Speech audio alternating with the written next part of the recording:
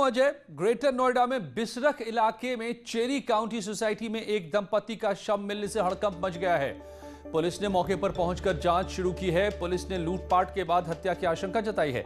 पति पत्नी अपने बच्चों से अलग फ्लैट में रह रहे थे और आज इनके शव मिले। किस वजह से मारा? पुलिस को लग रहा है लूट की वजह से यह हत्या हुई हो सकती है, लेकिन अभी पड़ताल जारी है। मगर अपार्टमेंट के भीतर फ्लैट में इस तरह से शव मिलने से सनसनी। आमतौर पर अपार्टमेंट्स में सुरक्षा की पूरी व्यवस्था रहती है। गेटेड सोसाइटीज में गार्ड्स होते हैं गेट पर। बिना अनुमति की इजाजत नहीं होती किसी को भीतर जाने की। फिर कैसे हुई ये वारदात?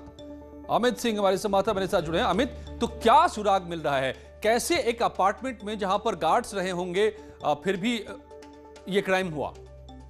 देखिए, आपको बता दूं कि सुबह की बात है जब पुलिस को सूचना दी गई और सूचना देने वाले जो मृतक हैं उनके बेटे थे। चूंकि वो घर पे आए थे तो घर पे दरवाजा खोला हुआ था। जब उन्होंने देखा कि अंदर उनके माता पिता खून में लथपथ उनके सब पड़े हैं तो पुलिस को सूचना दी गई। पुलिस वहां मौके पहुंचती है और सबको कब्जे में लेकर पोस्टमार्टम शुरू करने के लिए सबको भेज दिया जाता है। अब पुलिस का कहना है कि जो वारदात है वो रंजी से निकल के आ रही है। चूंकि इतना हाई सिक्योरिटी सोसाइटी है, इसके अंदर जगह जगह कैमरे लगे हैं, लिफ्ट में कैमरे लगे हैं। पुलिस सीसीटीवी के आधार पर जांच पड़ताल कर रही है। पुलिस का दावा है कि जल्दी इस वारदात को खोल दिया जाएगा। लेकिन अभी जो मृतक हैं उनके द्वारा एक ग्रोसरी शॉप चलाया जाता था, जिस ग्रोसरी शॉप में कुछ लड़के काम करते थे। अभी पुलिस ने उन लड़कों को डिटेन किया हुआ, उनसे पूछताछ की जा रही है। कुछ लोगों से और पूछताछ की जा रही है। तो कुल मिला के अभी पुलिस की जांच चल रही है। पुलिस का दावा है कि जल्दी पूरी घटना का अनावरण कर दिया जाएगा। जी, देखना होगा और चुनौती होगी ये पुलिस के लिए कि इतनी सिक्योरिटी के बावजूद कैसे ये वारदात को किसने अंजाम दिया है। महोबा में छेड़छाड़ से तंग आकर एक छात्रा ने अपनी सहेलियों के साथ मिलकर मनचले की बीच बाजार चप्पल से पिटाई की। आरोपी शिवम कुमार पाल ट्यूशन पढ़ने जाती छात्रा का पीछा कर अभद्रता कर रहा था। परेशान होकर छात्रा ने अपनी दुर्गा वाहिनी की साथियों के साथ मिलकर आरोपी को दबोच लिया और फिर तो जमकर पिटाई कर डाली। बाद में उसे पुलिस के हवाले भी किया। ये देखिए दुर्गा वाहिनी की छात्राएं किस तरह से टूट पड़ी इस सौदे के ऊपर। तो इसके साथ में क्या ऑपरेशन शक्ति चल रहा है पूरे प्रदेश में, लेकिन लगता है बहुत से लोग अभी भी नहीं समझ पा रहे। और आज छात्राएं खुद इतनी ताकतवर हो गई हैं कि आप उनको यूं परेशान नहीं कर सकते, नहीं तो नतीजा ये होगा। अमेठी में बैग में बच्चा मिला है। बैग में मिले 5 महीने का बच्चा। हाईवे के किनारे मिला बैग में बच्चे का सामान और चिट्ठी भी मिली है। बच्चे के साथ 5,000 रुपए भी मिले हैं। पत्र में लिखी है बच्चे की 5-7 महीने रखने की बात। रखने वालों को 5,000 रुपए देने की भी लिखी है बात। त्रिलोकपुर गांव का यह मामला। पप्पू पांडे हमारे संवाददाता मेरे साथ जुड़ गए हैं अमेठी से। पप्पू, ये चौंकाने वाली घटना है। किसने कलेजे के टुकड़े को 5,000 रुपए के साथ यहां छोड़ दिया था चिट्ठी के साथ? क्या लिखा है चिट्ठी में? जी बिल्कुल, आपको बता दें जिस तरीके से ये अमेठी के त्रिलोकपुर में एक मामला आया है। यहाँ पे एक 2.5 माह का बच्चा बैग में रात में करीब 10 से 11-12 के आसपास की बात है, घर के बाहर इस बच्चे को छोड़ दिया गया। और उस बैग में एक पत्र था। उस पत्र में लिखा हुआ था कि आप मेरे बच्चे को 6 से 7 महीने तक पालिए। मैं किसी परेशानी में हूं, मुझे आप पे पूरा भरोसा है कि आप मेरे बच्चे को सकुशल रखेंगी, मेरा बच्चा आपके यहाँ सुरक्षित रहेगा। इस तरीके की तमाम बातें लिखी गई हैं उस पत्र में और 5,000 रुपए भी उस बैग में रखा गया था। तो कहीं ना कहीं जो ये परिवार है ये एक आम आदमी है, बहुत ज्यादा कहीं किसी ऐसा कोई ना कोई राजनेता है, ना किसी बड़ी कंपनी में नौकरी करते हैं, ना ही इनके घर तो में पप्पू, ये परिवार क्या बता रहा है? क्या परिवार रखने को तैयार है बच्चे को? जी बिल्कुल, आपको बता दें ये परिवार कह रहा है बच्चा जो है मेरे किसी परिचित का नहीं है, किसी रिश्तेदार का नहीं है, हम इस बच्चे को रखने के लिए तैयार हैं। कहीं ना कहीं ये जिस तरीके से घटना हुई है, आनंद कुमार ओझा है, इनके एक लड़का है, 2 लड़कियां हैं और लड़का इनका लखनऊ में रह के पढ़ाई करता है। लेकिन जिस तरीके से इस अज्ञात शख्स ने इस परिवार पे भरोसा जताया है, अपने बच्चे को मासूम 2.5 माह के मासूम को इनके पास छोड़ कर गया है और कहीं ना कहीं एक बड़ी जिम्मेदारी अज्ञात शख्स ने दी है, जहां ये 2.5 माह का बच्चा जी। छोड़ा गया। यूपी में कहीं ना कहीं इस तरीके की घटनाएं बहुत कम देखने को मिलती हैं, लेकिन जैसे ही ये जानकारी न्यूज 18 को हुई, न्यूज 18 ने सबसे पहले प्रमुखता से इस खबर को जो है उठाया और लोगों को बताया किस तरीके से। मैं इनके घर पे भी पहुंचा हूं और इनसे लगातार बात कर रहा हूं और जानने की कोशिश कर रहा हूं कि वो जो पत्र है उस पत्र में क्या क्या है और किस तरीके की बात कही गई है। तो साफ तौर पे जैसे- ये गनीमत है, अच्छी बात है पप्पू कि ये परिवार इस बच्चे को परवरिश देने को फिलहाल तैयार है, मगर कौन है जिसने अपने कलेजे के टुकड़े को किस वजह से, किस मजबूरी का जो हवाला दिया है, यहां पर छोड़कर चला गया। और गोरखपुर में एक दबंग युवक का खुलेआम असलाह लहराने का वीडियो वायरल हो रहा है। वीडियो में आरोपी का साथी फोन पर किसी से गाली गलौज करता दिख रहा है। युवक की दबंगई के आगे लोग तमाशबीन बने हैं। कुछ देर बाद युवक यहां से चला गया। वीडियो गोपालपुर इलाके का बताया जा रहा है। पुलिस ने मामले का संज्ञान लेकर आरोपियों की तलाश शुरू की है।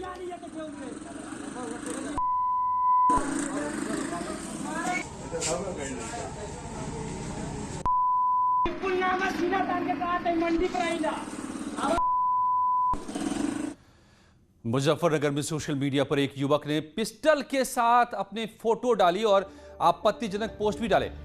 मारपीट, धमकी, पिटाई, घायल और हत्या करने की कीमत लिखी है। इस आपत्तिजनक पोस्ट के वायरल होने पर हड़कंप मचा। पुलिस ने मामले का संज्ञान लेते हुए पड़ताल शुरू कर दी है।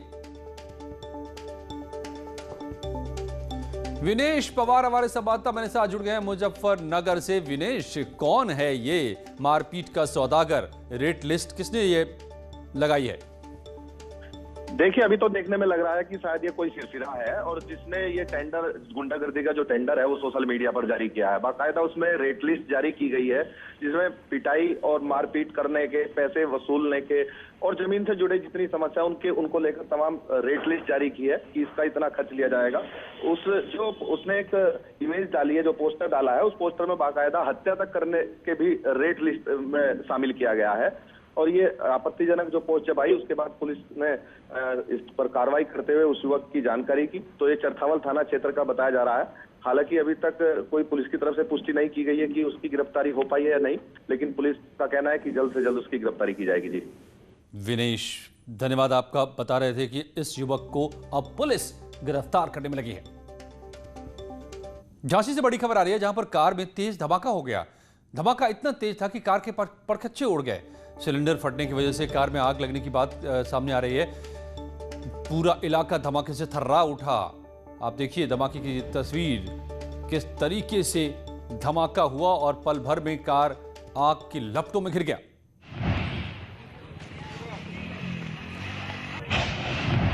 सिलेंडर फटने से यह धमाका हुआ है।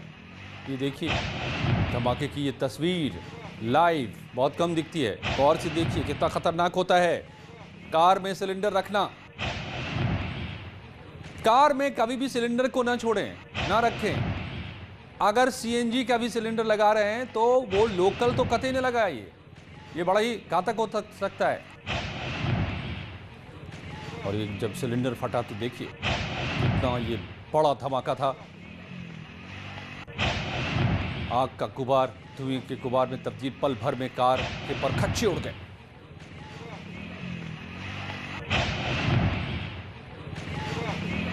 झांसी की तस्वीर देख रहे हैं आप। कार में आग लगती है और उसके बाद उसमें रखा सिलेंडर फट जाता है और फिर तो कार के परखच्चे उड़ गए।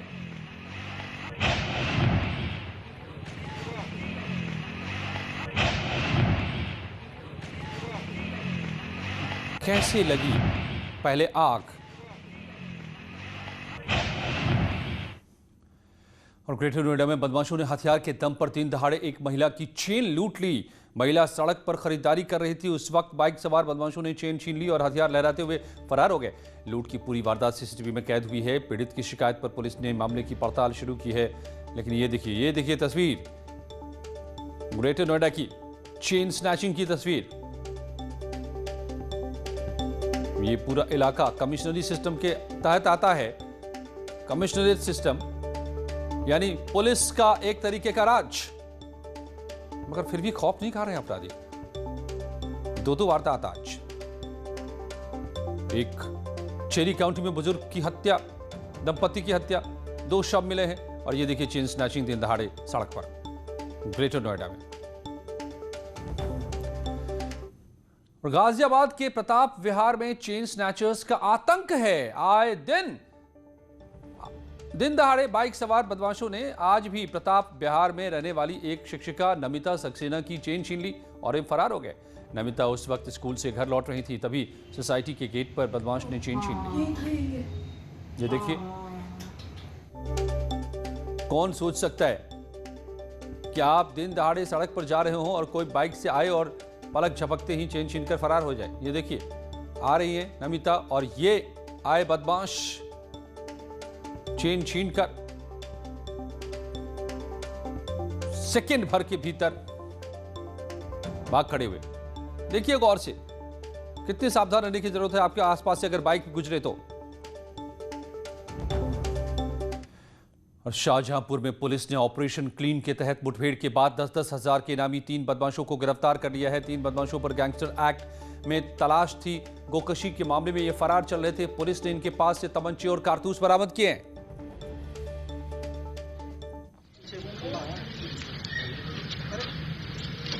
जिनके विरुद्ध गोकशी से संबंधित अभियोग पंजीकृत थे पहले से, उसी के आधार पर इनके विरुद्ध गैंगस्टर एक्ट मुकदमा लिखा गया था।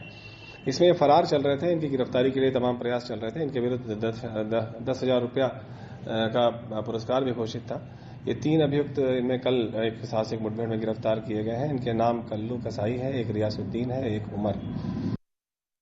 मेरठ में पुलिस और बदमाशों की मुठभेड़ में 2 बदमाशों को गोली लग गई। इसमें एक आरोपी बदमाश गद्दू पर 25,000 का इनाम घोषित था। वाहन चेकिंग के दौरान जब पुलिस ने बदमाशों की गाड़ी को रोकने की कोशिश की तो आरोपियों ने पुलिस पर गाड़ी चढ़ाने की कोशिश की और फरार होना चाहते थे, जिसके बाद पुलिस ने इनका पीछा किया। कुछ दूरी पर बदमाशों की गाड़ी एक पेड़ से जा टकराई और इसके बाद बदमाशों ने पुलिस पर फायरिंग शुरू कर दी। जवाबी फायरिंग में दोनों बदमाशों को गोली लगी और उन्हें गिरफ्तार किया गया।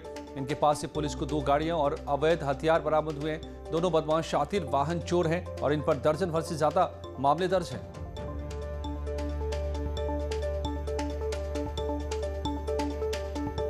मेरठ में मुठभेड़,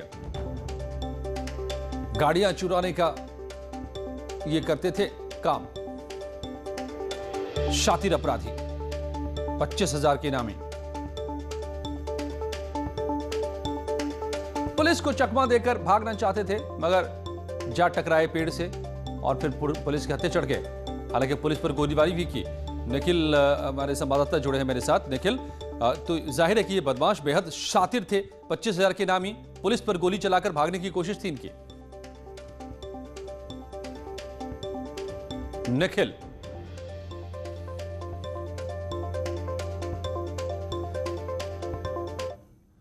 और हाथरस में दंगा भड़काने की साजिश के आरोप में मथुरा से गिरफ्तार पीएफआई और सीएफआई के 2 सदस्य मसूद अहमद और आलम की जमानत अर्जी आज भी टाल दी गई। एसटीएफ को फटकार भी लगी। एसटीएफ ने आगे की तारीख देने का निवेदन किया था, लेकिन कोर्ट ने बार-बार तारीख मांगने पर एसटीएफ को फटकार लगाई और अब इस मामले पर गुरुवार को सुनवाई होगी। कोर्ट ने आरोपी मसूद की नेट परीक्षा देने की अर्जी भी ठुकरा दी है।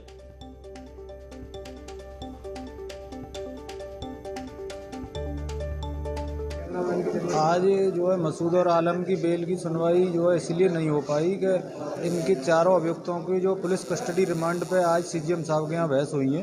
तो आज जब पुलिस कस्टडी रिमांड हो रहा है तो वहाँ पे मूल सीडी और सारे पेपर पुलिस के उसी फाइल में लगे हुए हैं, क्योंकि अब वो डिसाइड हो जाएगा। उसके बाद कल हमारे यहाँ जो है इस बेल की सुनवाई होगी, तो इसलिए बेल की सुनवाई के लिए आज हमारे कोर्ट में जो कल की डेट नियत की गई है। पिछली तारीख पर उन्हें अंतिम अवसर प्रदान किया गया था, लेकिन आज पुनः एसटीएफ ने ये प्रार्थना पत्र दिया कि इस मामले की पीसीआर पर सुनवाई सीजीएम न्यायालय में हुई है और केस डायरी सीजीएम न्यायालय के पास है, इसलिए वो इससे बहस नहीं कर पाएंगे। इस बात से एडिशनल सेशन जज 10th बहुत नाराज़ हुए हैं और उन्होंने अपनी नाराज़गी जाहिर करते हुए ये कहा है कि वो इस तरह की प्रैक्टिस को डिमोरलाइज करने के लिए उसे कंडेम करते हुए कोई आदेश भी पारित करने जा रहे हैं। नितिन गौतम हमारे संवाददाता मेरे साथ जुड़े हैं। नितिन, तो अब जबकि फटकार लगी है, आगे क्या होना है? जी अजय, अगर बात करी जाए तो जिस तरीके से जो मतलब बचाव पक्ष के वकील थे, उनका आरोप था कि लगातार एसटीएफ लगातार एक प्रार्थना पत्र अदालत में दे देती है, जिसके आधार पर इनकी बेल एप्लीकेशन आगे बढ़ रही है। तो उसी आधार पर आज इनको फटकार लगी है और अदालत ने इस मामले में कल की तारीख मुकर्रर करी है। कल इन दोनों की जो जमानत याचिका है उन पर सुनवाई होगी। पर अदालत ने एसटीएफ को कहा है कि कड़े शब्दों में कहा है कि कल जो केस डायरी है और इस मामले से संबंधित पत्रावली जो दस्तावेज है वो पत्रावली पर उपस्थित हो, ताकि इनकी जमानत याचिका पर सुनवाई की जा सके। तो लिहाजा कल की जो तारीख है वो अदालत ने लगा दी है। जी अजय, तो ये नेट परीक्षा देने की भी मांग कर रहे थे, ठुकरा दिया गया? जी, मसूद जो है उसकी तरफ से ये प्रार्थना पत्र अदालत में दिया गया था कि उसकी नेट की परीक्षा है, इसलिए उसको परीक्षा देने की अनुमति दी जाए, जिसको न्यायालय ने अस्वीकार कर दिया है। और उन्होंने कहा है कि इस तरीके की जो अनुमति है फिलहाल अभी मसूद को नहीं दी जा सकती। जी, तो धन्यवाद नितिन आपका। नितिन बता रहे हैं कि किस तरीके से पीएफआई के सदस्यों की जमानत पर अब कल की तारीख दी गई है कि सुनवाई होगी, लेकिन इस बीच नेट परीक्षा देने की जो मांग थी मसूद की, उसको खारिज कर दिया गया। और बागपत मस्जिद में हनुमान चालीसा पढ़ने के मामले में नया मोड़ सामने आ गया है। मस्जिद के मौलवी ने बयान दिया है कि उन्हें मस्जिद में हनुमान चालीसा पढ़ने से कोई आपत्ति नहीं है। मौलवी के मुताबिक युवक परिचित हैं और अक्सर मस्जिद में आते हैं। उस दिन भी मौलवी से पूछकर मस्जिद में बैठे थे। मौलवी के मुताबिक वो कोई कार्रवाई नहीं चाहते हैं।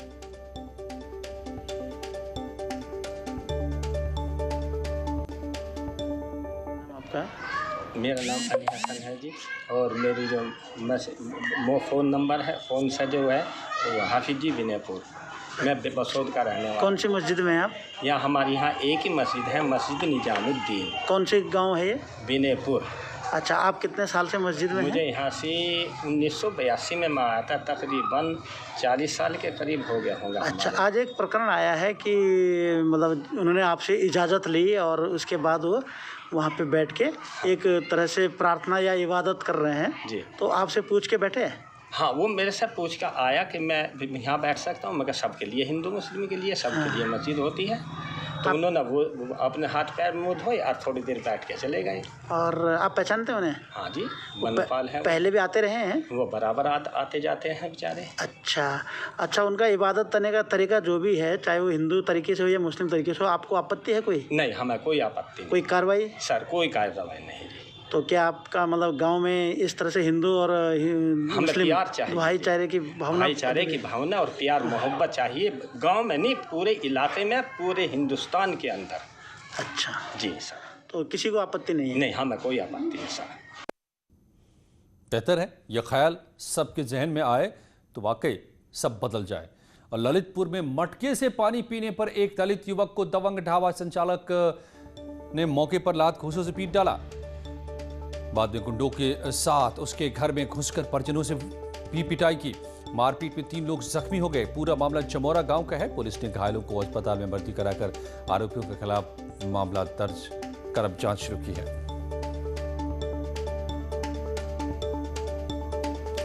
अभय जुड़े हुए हमारे संवाददाता मेरे साथ ललितपुर से। अभय, तो ये दबंग लगता है यहां पर पूरी तरह बेखौफ है।